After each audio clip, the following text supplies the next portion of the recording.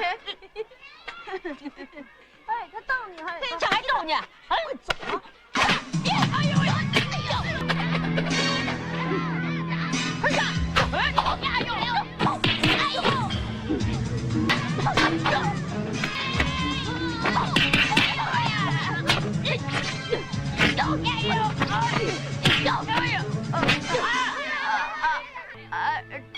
哎呦！Sa isang lugar sa Beijing, China, ang pulis na si Kung Wei ay nagtatrabaho bilang isang espiya at naghihintay ng isang grupo ng mga kriminal na dumating. Sa sandaling nagpakita sila, lumapit si Kung Wei para makipag-usap sa gang, upang makipag-ayos sa pagbili ng mga pekeng pasaporte. Gayunpaman, nang ang pinuno ay humingi ng bayad, ang pulis ay naglabas ng isang balumbon ng mga perang papel mula sa kanyang Amerikana at binato sa grupo.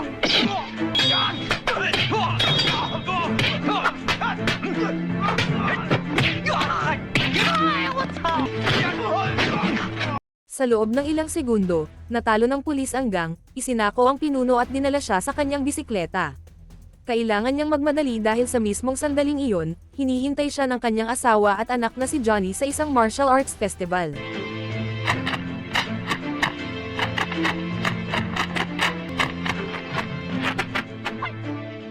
Naniniwala si Johnny na hindi darating ang kanyang ama sa tamang oras, ngunit nang tumingin siya sa mga stand, masaya siyang makita si Kung Wei, na lumitaw sa huling segundo.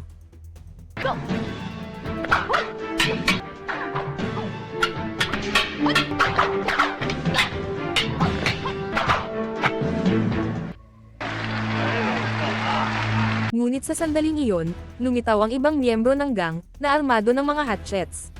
Dahil sa kanyang liksi, naiwasan ng pulis ang mga suntok at pinatumba ang mga lalaki sa pamamagitan ng mabilis na sipa, na napilitang umatras ang grupo. Hinabol sila ng pulis at naabutan sila sa bubong, na nagpatuloy ang labanan sa gitna ng malaking istrukturang bakal. Kasabay nito, ipinakita ng mag-ama ang kanilang mga kasanayan sa martial arts, bawat isa ay humaharap sa kanilang kalaban sa kung ano ang kanilang pinakamahusay na ginagawa. Natapos ang pagtatanghal at natanggap ni Johnny ang pinakamataas na marka mula sa mga hurado, na naging malaking panalo sa paligsahan. Kinaumagahan, pauwi na si Kung Wei kasama ang kanyang pamilya, ngunit inatake ang kanyang asawa ng matinding hika, halos hindi na siya makatayo, ngunit nangako si Kung Wei na bibili ng gamot gamit ang perang kinita niya sa kanyang pinakabagong trabaho. Gayunpaman, mas maraming problema ang lumitaw nang malapit na sila sa kanilang bahay, nang hinuli si Kung Wei ng mga pulis. Pagdating sa istasyon ng pulisya, nabunyag na ang pag-aresto ay isang panloloko, dahil ang pulisya ay may isa pang lihim na misyon para kay Kung Wei. Sa pagkakataong ito, kailangan niyang makalusot sa isang grupo ng mga kriminal sa Hong Kong, na pinamumunuan ni Park, isang lubhang mapanganib na tao. Upang makasali sa kanyang gang, si Kung Wei ay dapat magkunwari na makatakas mula sa bilangguan, kasama niya si Darky, isa sa mga miyembro ng grupo. Kapalit ng huling serbisyong ito, makakabalik si Kung Wei sa pagiging isang regular na opisyal at iwanan ang kanyang buhay bilang isang undercover na espiya. Sa labas ng bilangguan, mabilis na huminto si Kung Wei sa kanyang bahay para kausapin si Johnny. Binigyan niya siya ng pera at hiniling sa bata na alagaan ang kanyang ina habang wala siya sa isang lihim na misyon. Pagkatapos nito, nagtungo sina Kung Wei at Darky sa Hong Kong, at nang sumunod na gabi, nakilala nila si Park at ang kanyang barkada sa tuktok ng isang gusali. Ipinaalam sa kanila ng pinuno ng grupo, na nakipagkasundo siya sa pagbili ng mga pampasabog mula sa mga iligal na nagbebenta sa Lithuania, dahil kakailanganin niya ang mga ito para sa isang plano na kikita sila ng malaking halaga. Ang deal ay magaganap sa isang restaurant, ngunit hindi nilayon ni Park na magbayad para sa mga pampasabog.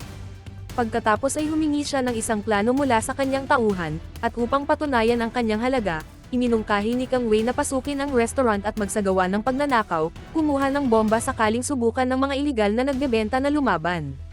Kinabukasan, pumunta si Park sa restaurant na may dalang portfolio ng pera at nakipagpulong sa mga nagbebenta ng armas. Pagkatapos nito, binigyan niya ng babala si Kung Wei at ang iba pang gang, na nagmamaneho papunta sa restaurant, armado at may mga maskara ang mukha.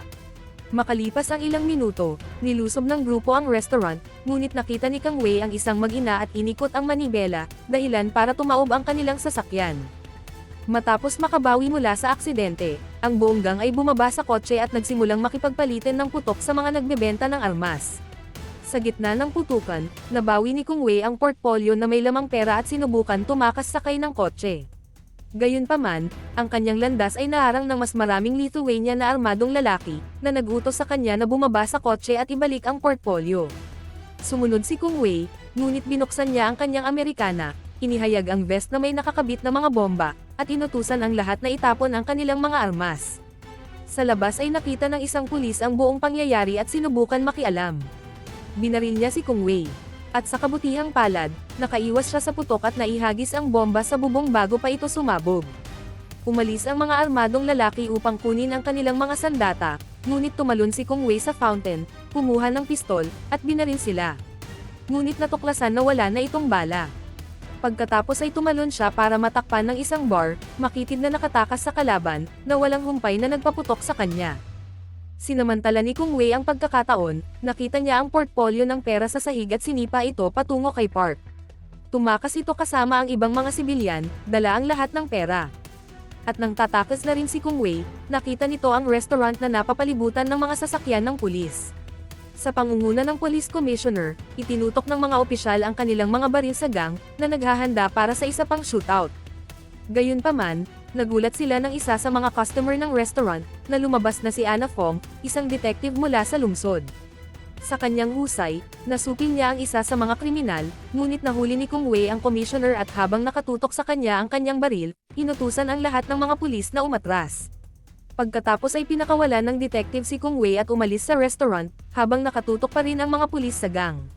Sa gitna ng standoff na ito, pinatakbo ni Anna ang isa sa mga sasakyan ng pulis at sinabi ni Kung Wei na siya ang magiging bilanggo niya, bilang kapalit ng commissioner. Nagsimula ang habulan sa mga kalsada ng Hong Kong, at sa daan, dumaan ang detective sa isang kalsada na patungo sa isang hindi natapos na tulay. Nang makita ang paparating na mga sasakyan ng pulis, pinaputokan niya ang tangke ng gasolina, na nagdulot ng pagsabog at nakaharang sa daanan ng mga pulis. Pagkatapos ay tumalon si Kung Wei patungo sa isang poste upang bumaba sa kalye sa ibaba, ngunit hindi sumuko ang detective at sinubukan sundan siya. Nawalan siya ng balanse at malapit nang mahulog mula sa poste, ngunit nagulat siya nang hinawakan ng lalaking nakamaskara ang kanyang kamay at iniligtas ang kanyang buhay. Pagkatapos nito, tumakas siya sa kalsada at iniwan ang detective, na naiintriga kung sino talaga ang lalaking iyon. Bumalik si Anna sa istasyon ng pulisya, at nakita niya ang mukha ng lalaking nakamaskara, sa pamamagitan ng mga larawang kinunan ng mga kamera ng lungsod. Pagkatapos ay inutusan siya ng commissioner na hanapin ang kriminal, na may ebidensyang nakita siya sa lungsod ng Beijing. Kinabukasan, pumunta ang detective sa lokasyon, at sa pamamagitan ng mga residente, natuklasan na ang sospek ay may asawa at isang anak na lalaki na nagngangalang Johnny. Sa paaralan, nahaharap si Johnny sa pambubuli dahil sa kriminal na background ng kanyang ama, ayaw niyang maniwala, ngunit ipinakita sa kanya ng kanyang mga kaibigan ang isang piraso ng papel na may larawan ni Kung Wei. Pag-uwi ni Johnny, nakatanggap siya ng tawag mula sa kanyang ama. Ipinaalam niya sa kanya na ang kanyang ina ay may malubhang sakit at kailangan itong dalhin sa ospital. Nangako si Kung Wei na magpapadala ng mas maraming pera para sa gamot ngunit hiniling sa kanya na ilihim ang kanilang pag-uusap sa kanyang ina. Binigyan din niya ng numero ng telepono ang bata para makatawag siya sakaling magkaroon ng emergency. Nang maglaon, binuhusan ng tubig ng mga bully ang matalik na kaibigan ni Johnny, na nagpaiyak sa kanya. Nagpa siya si Johnny na ayusin ang isyu ngunit,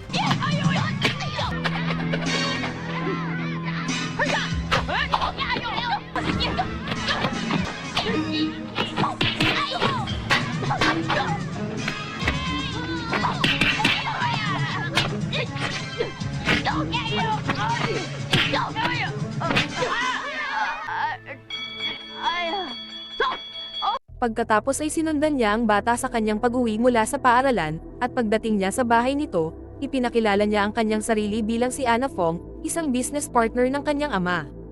Ang ina ni Johnny ay nagustuhan si Anna at hiniling sa kanya na manatili sa kanyang bahay hanggang sa bumalik ang kanyang asawa.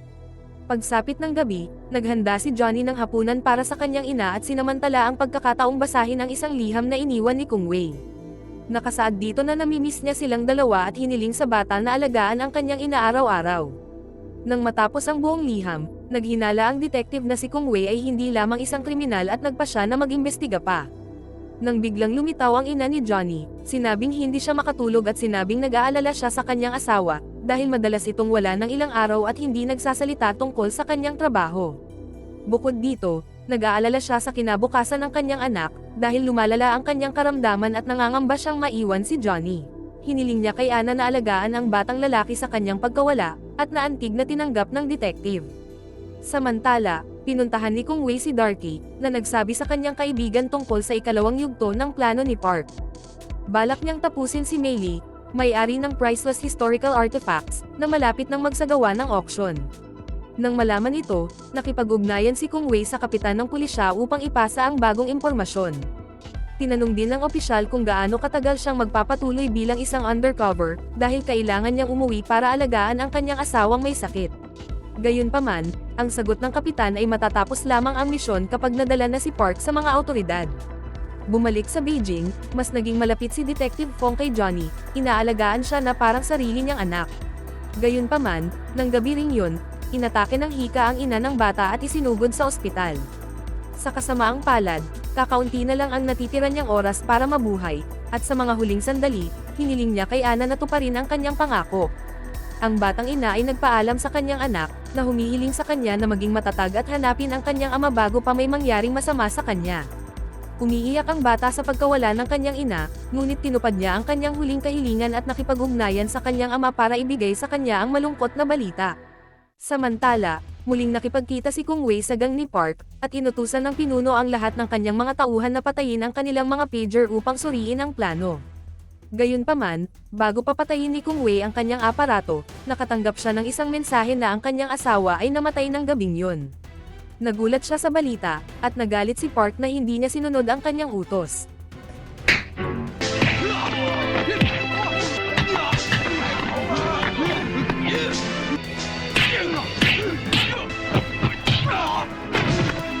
Pagkatapos na mabawi ang kanyang pakiramdam, nagpasya si Kung Wei na panatilihin ang charade at magpatuloy sa misyon. Lumipas ang isa pang araw at pumunta sina Anna at Johnny sa daungan para maghanap ng boatman na magdadala sa kanila sa Hong Kong. Ang problema ay ang lahat ng mga boatman sa Beijing ay mga impormante ni Park, at binabalaan nila sila na ang bata ay posibleng anak ni Kung Wei. Desididong maghiganti sa kanya para sa kanyang mga aksyon noong nakaraang gabi, inutusan niya ang kanyang mga impormante na tapusin ang bata.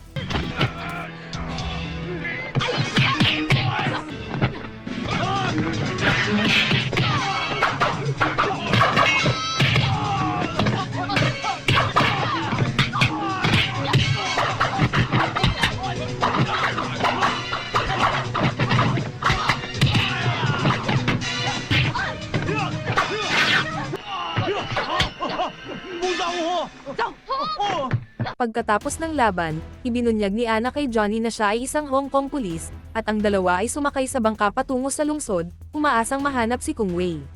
Makalipas ang ilang oras, dumating sila sa Hong Kong at nag-check-in sa isang hotel, kasama ang batang lalaki na pumunta sa telepono upang kausapin ang kanyang ama.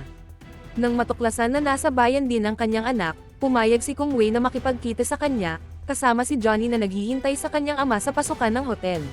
Gayunpaman, dumiretso si Kung Wei sa hotel, at nang makita ang nanghihimasok, inutusan niya itong sumuko, ngunit lumaban si Kung Wei. Hinihiling ni Kung Wei na malaman kung nasaan ang kanyang anak, bago siya makasagot, naputol ang laban nang kumatok sa pinto ang Hong Kong Police. Napilitan si Kung Wei na tumakas nang wala ang kanyang anak, na patuloy na naghihintay sa kanya sa harap ng hotel. Ang problema ay alam na ni Park ang tungkol sa pangyayari sa daungan at alam na rin ang lokasyon ng hotel kung saan nagtatago ang bata. Pagkatapos ay pinuntahan niya si Johnny, na sinasabing alam niya kung nasaan ang kanyang ama, at dinala ito sa kanyang hideout. Pagdating doon, nakilala ni Darky ang bata at sa takot sa kanyang buhay, tinawag ang lahat para maghapunan. Nang kunin ni Johnny ang kanyang pagkain, nakita niya ang isang mensahe na isinulat ni Darky, na nagsasabing napapaligiran siya ng mga kriminal at dapat mag-ingat. Makalipas ang ilang minuto, nagpakita si Kung Wei, at kahit na nagulat siya nang makita ang kanyang anak doon, itinago niya ito sa pamamagitan ng pagtatanong kung sino ang bata. Pagkatapos ay tinanong ng leader ng gang ang bata kung sino ang kanyang ama, ngunit tumanggi si Johnny na sabihin, at itinulak ang batang lalaki sa mesang salamin. Hindi pa nakontento, sinimulan ni Park na salakayin ang bata at itinulak siya sa pader, malapit na siyang tapusin. Hindi na makatiis pa, pumagit na si Kung Wei at sinabing siya na ang tatapos sa bata. Pagkatapos ay ibinulong niya kay Johnny na gawin ang hininga ng dragon, at naaalala ang mga turo ng kanyang ama, pipigilan ng bata ang kanyang hininga hanggat maaari. Pagkatapos nito, sinuri ng tauhan ni Park ang bata, at naramdaman na wala na itong hininga. Nabawi ni Kung Wei ang tiwala ni Park at pagkatapos ay itinapon si Johnny sa isang eskinita, ang kanyang katawan ay nakaimbak sa isang itim na bag. Makalipas ang ilang oras, bumalik siya sa hideout at nagmamadaling iligtas ni Kung Wei ang kanyang anak, ngunit hindi niya ito mahanap kahit saan. Kasabay nito, lumitaw si Park sa eskinita, sinabing alam na niya ang tunay na pagkatao ni Kung Wei at inutusan ang kanyang mga tauhan na tapusin siya.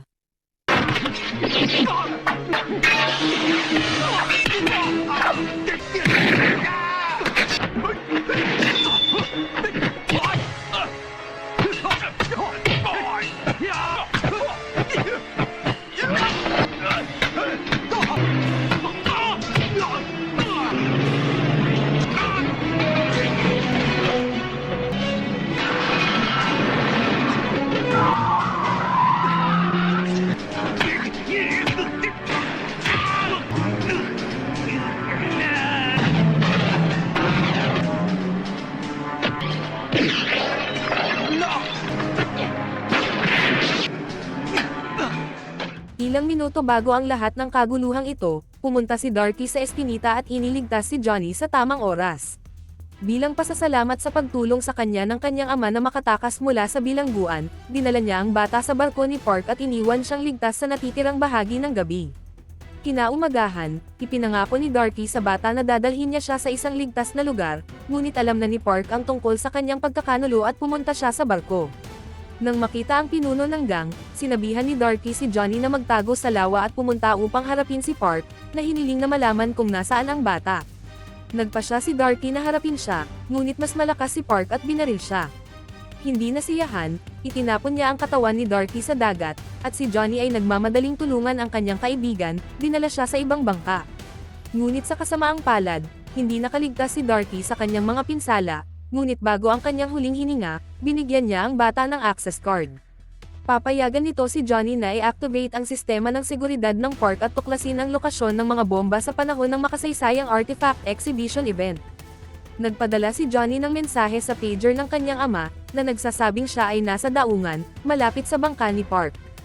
Hindi lamang iyon, ngunit ang eksibisyon ay gaganapin sa isang barko sa tabi mismo ng pinto, at ang barko ay napapalibutan ng mga bomba. Nang malaman ito, itinago ni Kung Wei ang kanyang sarili bilang isang sibilyan at pumunta sa eksena upang hadlangan ang mga plano ng gang. Kasabay nito, hinintay ni Johnny si Park na umalis sa bangka, pagkatapos ay naglunsad ng sorpresang pag-atake sa security guard at ginamit ang card para ma-access ang mga kamera. Dahil dito, nahanap ng bata ang 6 na pampasabog at nakita ang kanyang ama sa pamamagitan ng mga kamera. Gamit ang isang cellphone, ipinasa niya ang impormasyon sa pager ni Kung Wei, na gamit ang isang piraso ng bakal na disguise bilang kanyang singsing sa kasal, namamahala upang i-deactivate ang mga bomba.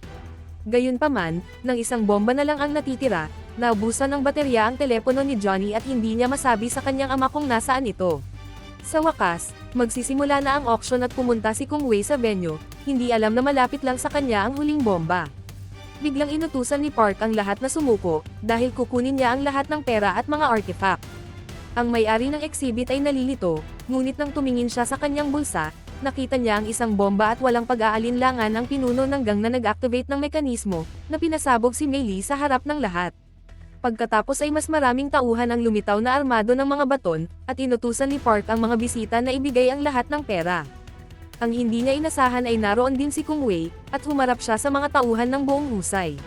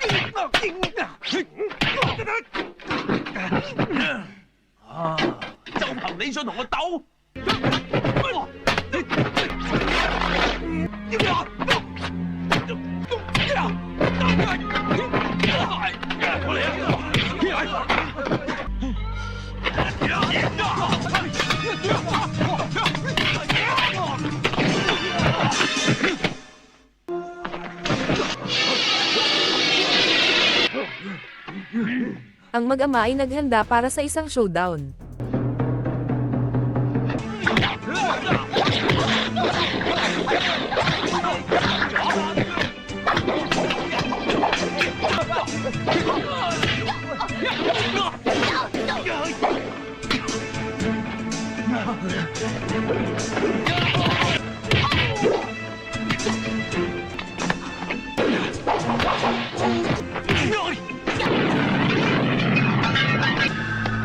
Sinubukan ni Park na sakalin si Johnny sa isang huling aksyon ng desperasyon, ngunit binaril siya ni Kung Wei. Sinubukan nilang takasan ang barko bago ito sumabog, ngunit pinasabog ni Park ang isang huling bomba at sinunggaban si Kung Wei upang tumalon sa dagat. Kinuha ni Detective Fong ang bata habang pinatumba ni Kung Wei si Park, nakatakas siya sa barko bago ito sumabog. Nang maglaon sa ospital, muling nakipagkita si Kung Wei kay Detective Fong at sa kanyang anak, nakangiting alam na ang lahat ay ligtas at maayos. At dito po nagtatapos ang pelikula. Maraming salamat po sa inyong panonood at hanggang sa muli.